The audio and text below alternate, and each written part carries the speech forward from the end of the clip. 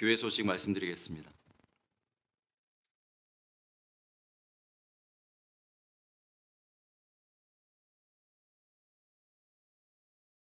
데일라이트 세빙 타임이 시작됐습니다. 대부분의 분들이 그래도 시간 맞춰서 예배에 참석해 주셨습니다. 감사합니다. 예수님의 사람 제자 훈련 6주차입니다. 이제 6단원 오늘 할 차례죠. 동일한 시간에 모이도록 하겠습니다. 우리는 지금 사순절을 지내고 있습니다. 사순절 예수님의 그 고난당하심과 우리를 위하여서 십자가에 달리심에 대하여서 더욱 묵상하고 거룩하고 경건한 시간들을 보내실 수 있기를 바랍니다. 주석현 전사님이 이번 주 팔로잉 다음 주인가요? 그러면 다음 주 중에 한국에 이제 방문하십니다. 위에서 기도해 주시길 바랍니다. 한 달 반, 2달 이 정도 여정으로 다녀오실 예정입니다. 위에서 기도해 주시기를 바랍니다.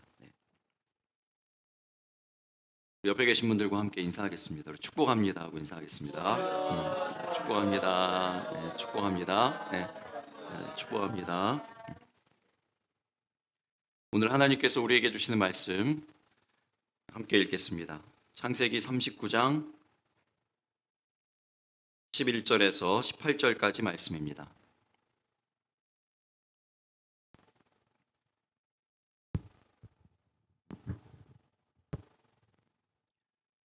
창세기 39장 11절 말씀부터 18절까지 말씀 다 같이 한 목소리로 합독하시겠습니다. 그러할 때에 요셉이 그의 일을 하러 그 집에 들어갔더니 그 집 사람들은 하나도 거기에 없었더라. 그 여인이 그의 옷을 잡고 이르되 나와 동침하자.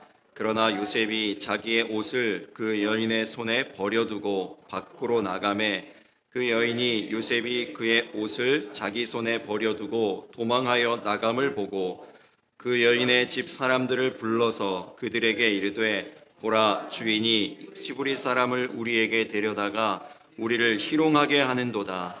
그가 나와 동침하고자 내게로 들어오므로 내가 크게 소리 질렀더니 그가 나의 소리질러 부름을 듣고 그의 옷을 내게 버려두고 도망하여 나갔느니라 하고 그의 옷을 곁에 두고 자기 주인이 집으로 돌아오기를 기다려 이 말로 그에게 말하여 이르되 당신이 우리에게 데려온 히브리 종이 나를 희롱하려고 내게로 들어왔으므로 내가 소리질러 불렀더니 그가 그의 옷을 내게 버려두고 밖으로 도망하여 나갔나이다.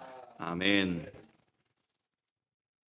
요셉이 어느 날과 마찬가지로 그 주인의 집에 일을 하러 들어갔습니다. 그런데 어쩐 일인지 그날은 집 안에서 일하고 있어야 할 사람들이 한 사람도 보이지 않았습니다. 잠시 후 나타난 한 사람. 그녀는 날마다 불륜을 함께 저지르자고 자신을 유혹하던 그 주인의 아내, 그 보디발의 아내였습니다. 그 주인의 아내, 그 보디발의 아내는 그날 작정을 한 듯 요셉의 옷을 잡았다고 했어요. 요셉의 옷을 잡고 또다시 동침을 요구합니다. 요셉이 옷을 잡은 그 여인에게서 몸을 피할 수 있는 두 가지 방법이 있습니다. 하나는 물리적인 힘을 동원하는 것입니다. 요셉은 힘이 있는 청년이고 그는 상대편은 여인이에요.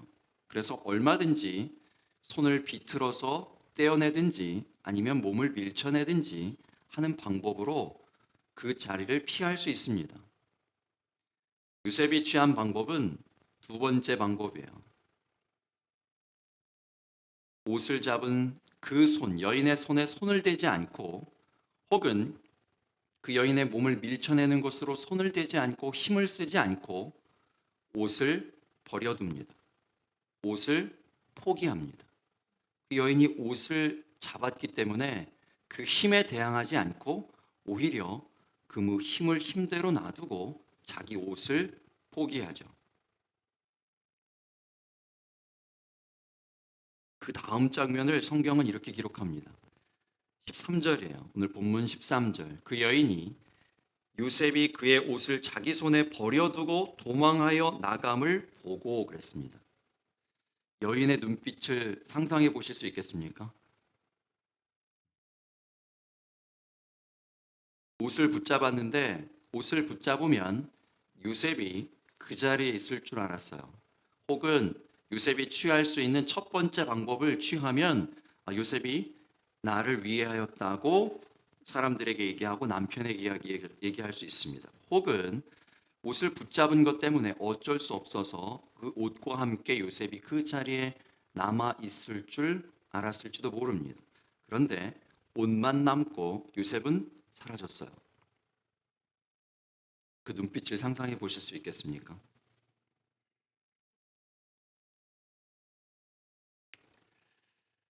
그리고 꼭 계획해 놓은 듯이, 잘 짜놓은 계획을 시행한 듯이 그 다음 일들을 이제 계속해 나갑니다. 사람들을 부르고 내보냈던 사람들, 아무도 있지 않게 만들었던 그 상황을 다시 바꾸어서 사람들을 다 부르고 그 사람들에게 자신이 했던 일을 요셉이 했다고 뒤바꾸어서 얘기합니다. 자기가 동침을 요구했는데 요셉이 자기에게 와서 희롱하며 동침하자고 했던 것처럼 뒤바꾸어서 얘기하죠. 자기는 피해자가 되고 요셉은 가해자가 됩니다. 자기가 가해자였는데 바꾸어서 얘기하는 것이죠. 그리고 일을 마치고 집으로 돌아오는 남편을 기다려서 남편에게도 똑같이 얘기합니다. 당연히 남편은 화가 납니다. 그리고 요셉을 감옥에 가둡니다. 우리가 39장 2절에서 이미 본 것처럼 요셉은 하나님께서 함께 하심으로, 여호와께서 요셉과 함께 하시니 형통한 자가 되어 그랬습니다. 요셉은 형통한 자입니다. 하나님이 함께하고 계십니다. 그런데 왜 이런 일이 일어날까요? 왜 이런 어려운 일이, 이 시험의 일들이 생기는 것입니까? 오늘 본문 조금 지나서 21절에도 보면은 여호와께서 요셉과 함께 하시고 그에게 인자를 더하사 그랬습니다. 여호와께서 요셉과 함께 하시고 인자를 더하시고 계시는 중입니다. 그런데 왜 이런 일이 일어납니까? 왜 이런 억울한 일들이 생기는 걸까요? 우리가 살아가면서 크고 작은 어려움들과 이런 억울한 상황들을 만나게 될 때에 생각해야 하는 한 가지, 제가 늘 자주 말씀드리죠. 좋은 일이 있을 때는 하나님을 우리 입술로 어떻게 찬송하며 예배해야 한다고 했습니까?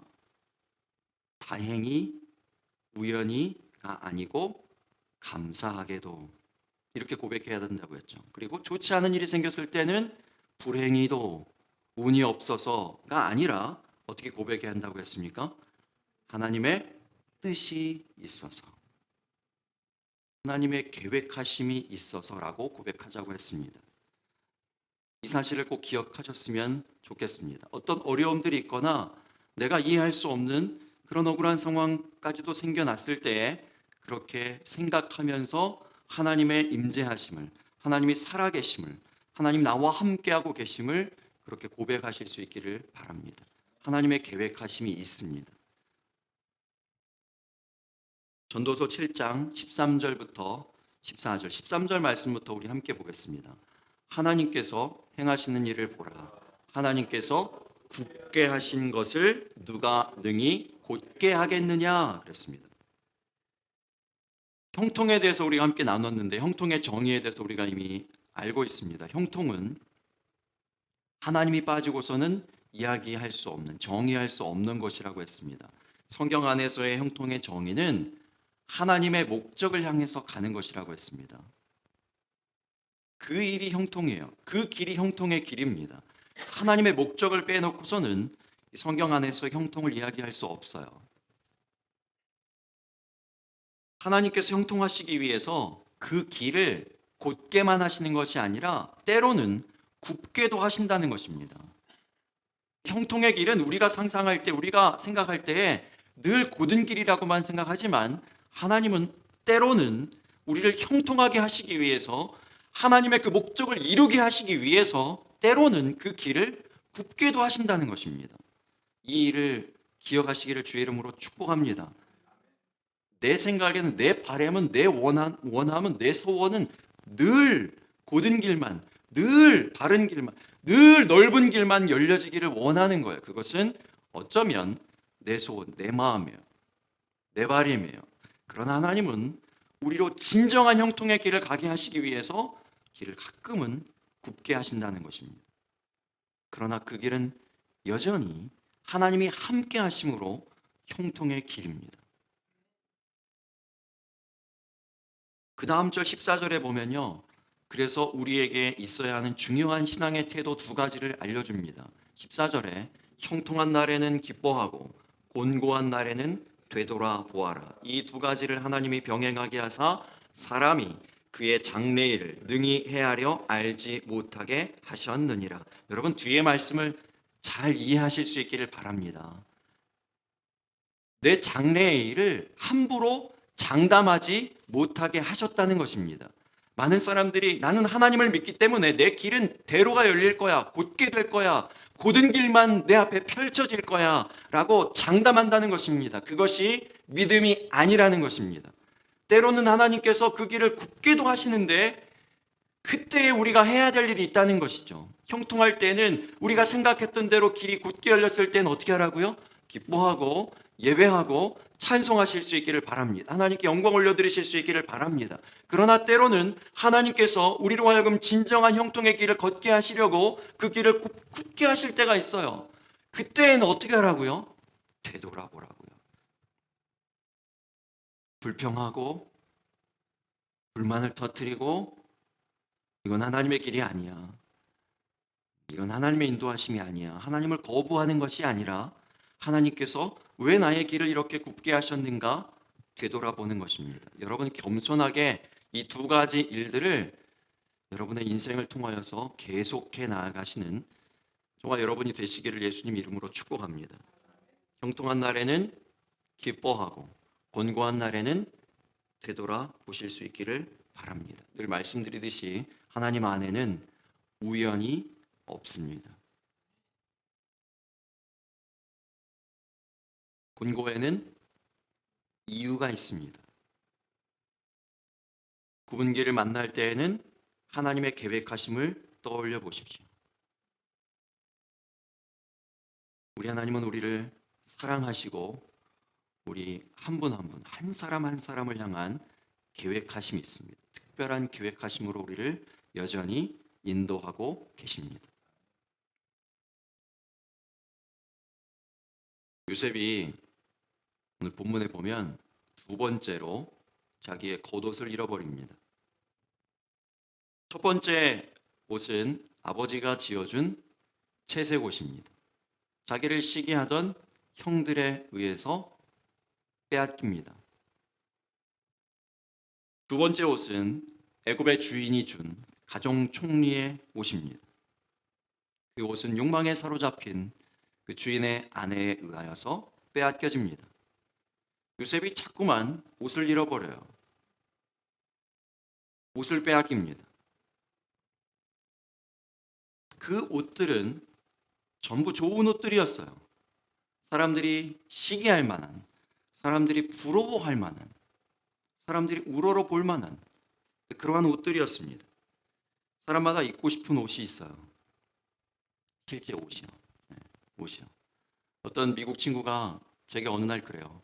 한국 사람들은 어떻게 그렇게 비싼 패딩을 다 저마다 입고 다니느냐고 그래요. 그래서 아니, 저는 그때만 해도 그런 생각을 했어요. 무슨 잠바 하나가 비싸봐야 뭐 얼마나 비싸겠냐고 그런 생각을 하고 있었어요. 그런데 그 친구가 거기에 그치지 않고 저에게 그 잠바, 제가 생각하는, 그렇게 쉽게 생각하는 그 잠바 하나의 가격을 직접 찾아서 보여주는 거예요. 봐, 얼마나 비싼지 보여주는 거예요. 근데 제가 그것을 보고 제가 정말 비싸다고 생각하는 그 겉옷의 금액보다 0이 하나 더 붙어 있는 거예요. 그리고 나서 정말 놀란 것은, 그리고 나서 보니까 우리 한국 사람들이 그 브랜드의 옷을 정말 많이 입고 다니더라고요.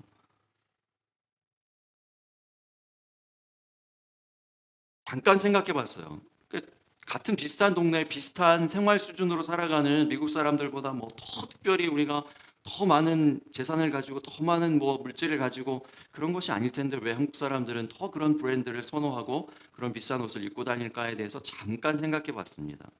혹 우리의 그 역사 가운데에서 있는 그런 어떤 시대적인 상황과 문화 이런 것들이 우리에게 영향을 주진 않았을까에 대해서 생각해 봤어요. 뭐죠? 예전에는 사람들이 다 입고 다니는 옷에 의해서 신분이 결정됐죠. 그 옷이 긴 옷을 입고 다니는 사람들이 신분이 높은 사람들이에요. 혹은 그 옷감이라든지 옷의 질이라든지에 따라서 다 신분이 결정되죠. 머리에 남자들은 머리에 쓰는 그 갓의 넓이, 그 크기에 따라서 또 신분이 다 결정됩니다. 그러니까 곧 그 사람의 입은 그 옷에 의하여서 겉모습에 의하여서 그 사람의 신분이 결정되는 거예요. 그 사람이 어떤 사람인가가 다 결정되는 거예요. 근데 그러한 그 문화 가운데서 그런 역사 가운데서 지금의 이 우리의 이런 모습이 나오는 것은 아닐까? 더 거기에다가 여전히 우리는 그런 그 옷에 의해서 신분이 결정되는 시대가 나오는 사극을 너무 좋아해요.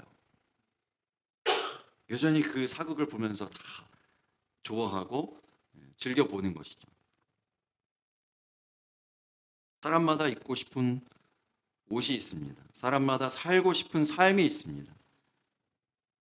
꿈에 그리는 인생이 있습니다. 제가 플로리다에 있다가 워싱턴 교회로 청빙을 받아서 올라올 때 저에게도 그런 꿈이 있었습니다. 제가 머릿속에 그리고 있던 저만의 멋진 옷이 있었습니다. 그 옷을 입고 싶었어요. 이번에는 진짜 옷을 얘기하는 게 아닌 줄 아시죠? 올라올 때 당시에 그 교회는 교세가 그렇게 크진 않았습니다. 여러 가지 상황들이 복잡하게 있어서 교세가 처음에는 오래전에는 많았지만 그때 당시에는 교세가 그렇게 크진 않았어요. 그런데 건물은 본당에 한 300명 이상 들어갈 수 있는 건물이 있었고, 그리고 그 본당 옆에 한 100명에서 120명 정도 수용할 수 있는 교육관이 따로 있고, 거기서 우리 청소년부 아이들이 예배를 드렸죠. 그리고 또 한쪽에는 주일학교 시설도 건물도 따로 있었어요. 그 데이케어를 운영해도 될 만큼 그리고 건물들이 공간들이 다 따로 갖추어져 있는, 그리고 많은 사람들이 어떤 교회를 선호하는가 그 설문조사를 해보면요, 그 세 가지가 나온대요. 네. 3P가 나온대요. 3P 뭔지 아세요? 뭐 패스터, 프리스쿨, 파킹 뭐 이렇게 나오는데, 그 중에 이제 그 중에서 그 세 가지보다 더 중요하게 여기는 한 가지가 있는데, 붉은 벽돌 건물의 교회래요.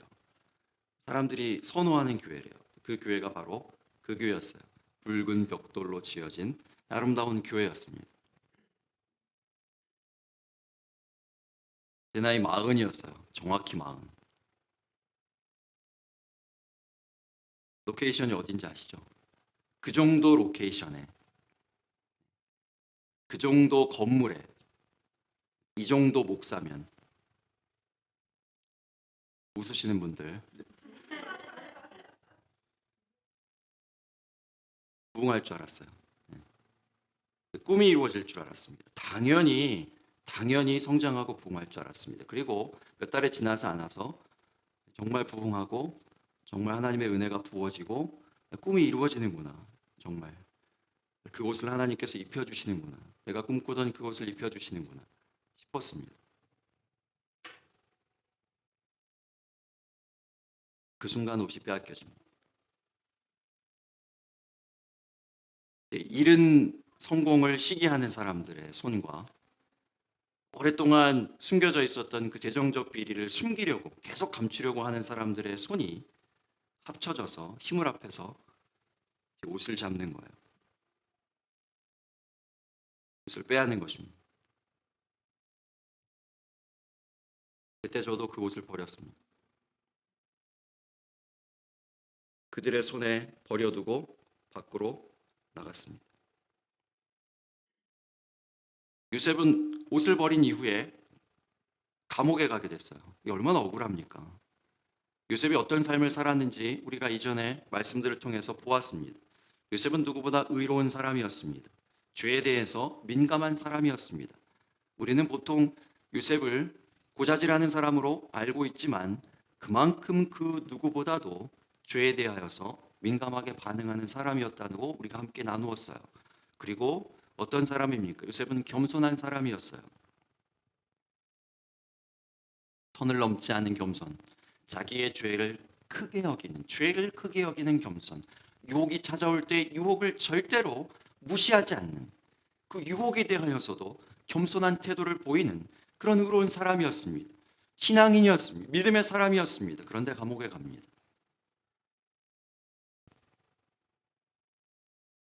제게도 이런 억울함이 있었습니다. 뭔가 제가 잘못해서 뭔가 불의를 저지르거나 비리를 저질러서 제 자리가 바뀌어진 거였다면 제가 이렇게 할 말이 없어요. 이렇게 아무런 말을 여러분들과 하나님 앞에 할 수 없습니다. 여러분 이미 눈치를 채셨겠지만 저는 굉장히 자존심이 센 사람입니다. 그래서 굉장히 속으로는 억울한데 그 억울함조차도 드러내는 것을 원치 않는 거예요. 난 억울합니다. 막 이런 얘기를 잘하지 않았어요. 그러나 속으로는 어땠을까요? 다시 채색 옷을 입는 꿈을 꾸고 있었습니다. 그 교회보다 내가 더 멋진 교회를 지으면 된다. 내가 그 교회보다 더 크게 교회를 부흥시키고 성장시키면 된다 하는 그 칼을 갈고 있었던 거예요. 그러다가 요셉을 만났습니다. 이미 말씀드렸듯이 2021년 새해 어떤 말씀을 함께 여러분들과 나눌까 준비하고 있었는데 로마서 준비하고 있었다고 했죠. 연구 자료를 다 모아놓고 열심히 연구를 다 마쳤는데 설교가 한 줄도 나가지 않은 경험을 하게 하시면서 요셉으로 시선을 바꾸게 하셨어요. 갑자기. 그리고 요셉을 계속 묵상하는 가운데 이 묵상해 나가는 가운데 오늘 이 말씀을 또 만나게 하십니다. 요셉이 옷을 또다시 빼앗기는 장면을 보게 하시는 거예요. 그리고 묵상하게 하십니다. 깨닫게 하십니다. 무엇을 깨닫게 하시는가 하면 내가 여전히 그 옷에 매달리고 있다는 사실을 알게 하십니다. 그래서 여전히 보다도 넓은 예배당을 찾고 보다도 멋진 예배당을 구하고 있습니다. 제가 알아요. 이 예배당의 문제를 가지고 기도할 때 저는 이미 알고 있습니다. 성령님께서 마음을 조금 불편하게 하신다는 사실을 언젠가부터 알고 있었어요. 기도가 시원하게 열리지 않고 기도가 정말 마음 편하게 나아가지 않고 뭔가 걸림이 있다는 사실을 알고 있었습니다. 그러나 말씀드렸듯이 제 자존심이 제 안에 다시 그 옷을 되찾고 싶은 욕심이 성령의 음성을 누르는 것입니다. 그리고 계속 구하는 것입니다. 하나님 더 큰 예배당을 주시옵소서. 더 멋진 예배당을 주시옵소서. 그러면서 머릿속으로는 무엇을 꿈꾸고 있습니까?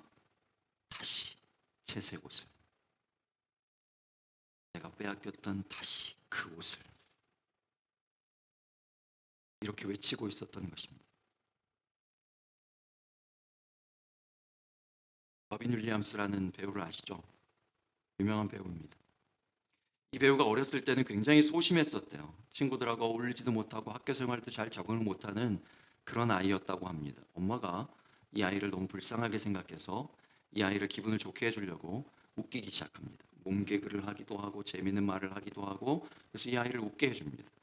이 엄마의 몸개그를 보면서 자란 이 아이는 이제 엄마를 따라서 다른 사람을 웃기는 사람이 됩니다. 그리고 이 일에 재능이 있다는 것을 발견하게 되고 결국은 이제 배우가 되죠. 아주 훌륭한 배우가 됩니다. 드라마에 등장해도 사람들이 다 웃고 배우의 영화에 나가도 사람들이 다 웃고 혼자 극장에 서서 혼자 무대에 서서 몇 시간을 사람들하고 이렇게 뭔가 연기를 해도 사람들이 깔깔대고 웃고 그가 등장하는 코미디 극장에 사람들이 가득하는 이런 일들이 있습니다. 제가 기억하는 그 유명한 영화 중에서 굿 윌러 헌팅이라는 영화가 있는데 그 영화의 비하인드 스토리 가운데에서 라빈 윌리엄스가 이제 그 대사를 하나 던졌는데 대본에 없는 애드립이었대요. 이 배우의 애드립이었는데 그 애드립을 쳤을 때 그 상대편의 배우가 맷 데이먼이었는데 그 애드립을 듣고 실제로 진짜로 웃는 거 너무 웃겨가지고 연기가 아니라 실제 웃는 웃음으로 막 깔깔대고 코를 벌렁거리면서 막 웃었던 거예요. 근데 그 영화 안에 그 장면이 그대로 있어요. 재미있는 것은 그 얘기를 듣고 카메라를 들고 있던 카메라 감독까지도 같이 막 웃어서 카메라가 심지어 막 흔들렸대요. 그게 그 영화에 그대로 담겨 있어요. 그만큼 너무 사람들을 웃게 하고 등장하는 사람들만 웃는 게 아니라 그 옆에서 구경하는 촬영장에 있는 모든 스태프들이 이 한 사람 로빈 윌리엄스 때문에 다 웃는, 그래서 늘 촬영장이 웃음바다가 되는 그런 사람이었답니다. 어느 날 병이 찾아옵니다. 몸이 마음대로 움직여지지 않고 기억력이 예전과 같지 않게 되는 병을 만나게 돼요. 그 일을 알아요. 이제 예전처럼 애드립을 막 칠 수 없고 예전처럼 연기를 막 할 수 없고 사람들을 마음껏 막 웃길 수가 없는 상태가 되었습니다. 그럼에도 불구하고 예전에 그 모습을 찾으려고 계속 연기를 시도하는 거예요. 계속 드라마를 시도하는 거예요. 뭔가 그 무대 위에 계속 올라가려고 하는 거예요. 그러나 예전처럼 되지 않아요. 절망합니다. 좌절합니다. 그리고 그 좌절에서 헤어나오지 못하고 마침내는 절망적인 선택을 하고 맙니다. 라빈의 옷은 다른 사람을 웃게 하는 배우였습니다. 혹은 사람들의 웃음 그 자체가 그의 옷이었어요. 깔깔대고 웃는 그 웃음들을 늘 입고 살고 싶었던 것입니다. 그런데 어느 날 하나님께서 그 옷을 취하여 가셨어요. 그 옷을 빼앗아 가셨습니다. 바로 이러할 때 많은 사람들은 이렇게 얘기할 수 있습니다. 하나님 억울합니다.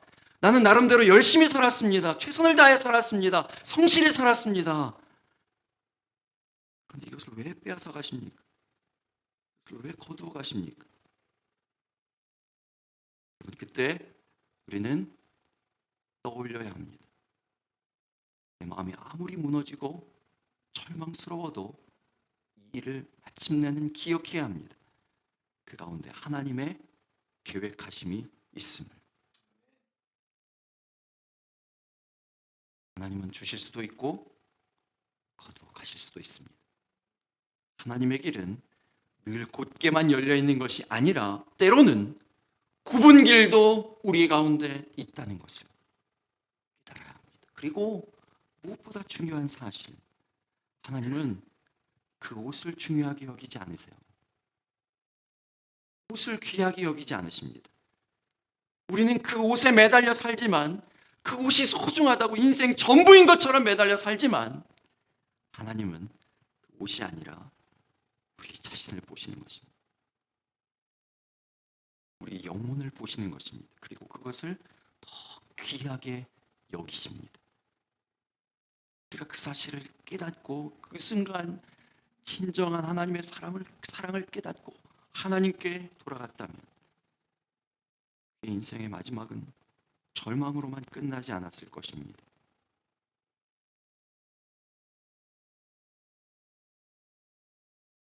옷이 빼앗겨졌지만 요셉의 인생은 여전히 하나님께서 붙잡고 계십니다. 여전히 여호와께서 요셉과 함께 하십니다. 요셉에게 인자를 더하셨다 말씀하셨습니다. 하나님께서 우리 교회에 인자를 더하고 계심을 믿으시기 바랍니다. 제가 요즘에 자주 고백하는데 교회가 많이 따뜻해졌어요. 이 따뜻함을 하나님께서 우리에게 주신 줄로 믿습니다. 은혜를 더하여 주고 계십니다. 치유함이 있고 회복함이 일어나고 새로운 가족들을 붙여주고 계십니다. 제가 이러한 사실들을 보면서 요셉의 말씀들을 보면서 조금은 영적인 눈이 열렸습니다. 무엇을 집중해야 하는지, 무엇을 하나님께서 보라고 하시는지, 그리고 비로소 그 옷에 대한 집착으로부터 자유하게 되었습니다. 할렐루야. 그러다가 제가 언젠가 또 예배당 기도하자고 그럴지도 몰라요.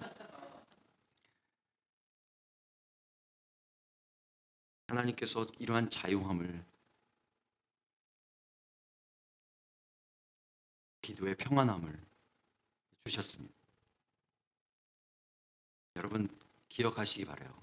옷에 집중하는 인생은 자유하지 못하고 사람들을 이용하기만 합니다. 보디발의 아내를 보세요. 첫 번째, 집 안에 있는 사람들을 이용합니다. 그리고 두 번째, 자기의 남편을 이용합니다. 왜 이용당합니까? 이 사람들은 지금 이 거짓된 일에 함께하는 공범이 되고 있어요. 남편도 마찬가지입니다. 이 죄악된 일을 하는데 이용당하고 있습니다. 범죄에 같이 그들을 끌어들이고 있는 거예요. 이용당하고 있어요. 이용하고 있습니다.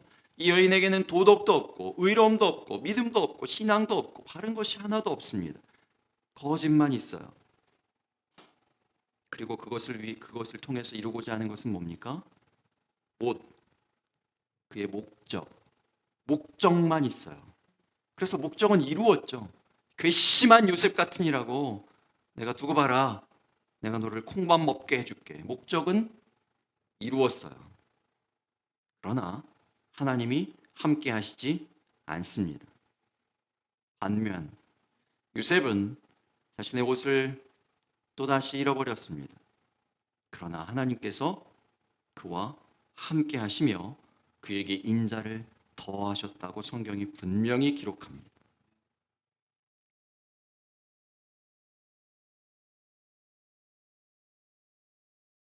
아내를 자신이 꿈꾸던 옷에 이용하는 사람이 있습니다. 마찬가지로 남편을 자신이 입고 싶은 옷을 위해서 이용하는 사람도 있습니다. 자녀를 이용하기도 하고 주변 사람들을 이용하기도 하고 친구나 친척들을 이용하기도 하고 심지어는 교회 공동체를 이용하기도 합니다.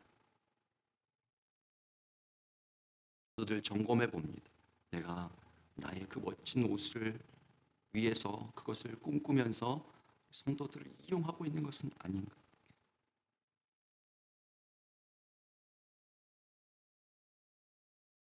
하나님의 거룩하신 그 교회를 내 목적을 위해서 이용하고 있는 것은 아니었을까? 이런 생각들을 해보게 됩니다. 옷을 위해 사는 삶입니다. 자신의 꿈만을 위해서 사는 삶입니다.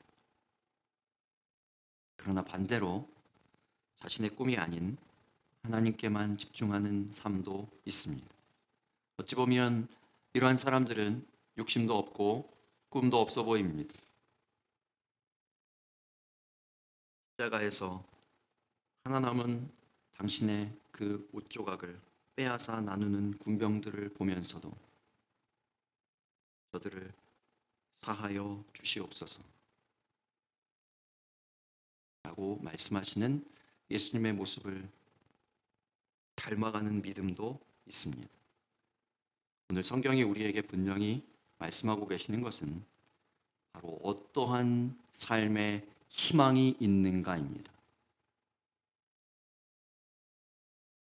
어떤 삶에 하나님께서 함께하고 계시는가. 그래서 인자를 더하시고 마침내 그 어떤 세상의 사람들이 발버둥치며 추구하려고 했던 것보다도 가장 높은 자리에 올려주시는가. 그것을 보여주고 계시는 것입니다. 여러분, 욕심과 집착과 아집과 욕망의 옷을 벗어 던지시기 바랍니다. 꿈을 버리라는 말이 아닙니다. 하나님 없는 꿈을 버리시기 바랍니다. 하나님께서 꾸게 하시는 꿈을 꾸실 수 있기를 바랍니다. 다시 말씀드리지만 하나님께서 기도하게 하시는 것, 하나님께서 소원하게 하시는 것을 가지고 기도하면 기도가 시원하게 열립니다. 그러나 여전히 내가 가지고 있는 그 욕망과 내 욕심과 내가 입고 싶은 옷을 마음에 품고 기도하면 기도가 어쩐지 걸리고 끊기고 나아가지 않습니다. 여러분이 그 경험들이 우리 모두에게 있게 되시기를 바랍니다. 그러면서 이 기도의 평안을 누리실 수 있게 되기를 바라요. 하나님께서 품게 하시는 그 소원을 가지고 기도했을 때 누리는 기도 시간을 통한 평안, 기도 시간을 통하여서 누리는 하나님이 부어주시는 그 평안을 우리 모두 누리게 되실 수 있기를 바랍니다. 그리고 그렇게 고백하셨으면 좋겠어요. 하나님, 내가 이제 옷이 아니라 영혼을 바라보며 하나님을 바라보며 하나님께서 무엇을 원하시는가를 바라보며 내가 옷을 잃어버릴지 할지라도 하나님이 함께 하시는 하나님의 인자를 더해 주시는 그러한 삶을 살기를 원합니다. 꼭 남들과 같은 옷을 입고 있지 않다 할지라도 어떤 옷을 입고 있다 할지라도 상관없이 하나님과 함께 하시는 하나님께서 인자를 더하여 주시는 그 가운데 누리는 그 귀한 하나님의 은혜가 있는 저와 여러분의 삶이 되시기를 예수님 이름으로 축복합니다. 기도하겠습니다. 오늘도 우리 말씀을 기억하면서 우리 함께 기도했으면 좋겠습니다. 우리가 붙잡고 있는 옷 조각은 혹시 없습니까? 내가 붙잡고 놓지 않는 흐르는 물 위에 움켜진 손처럼 절대로 끝까지 내가 가져갈 수 없는 그것임에도 불구하고 내가 여전히 놓지 못하는 우리 안에 욕심들이 있지는 않습니까?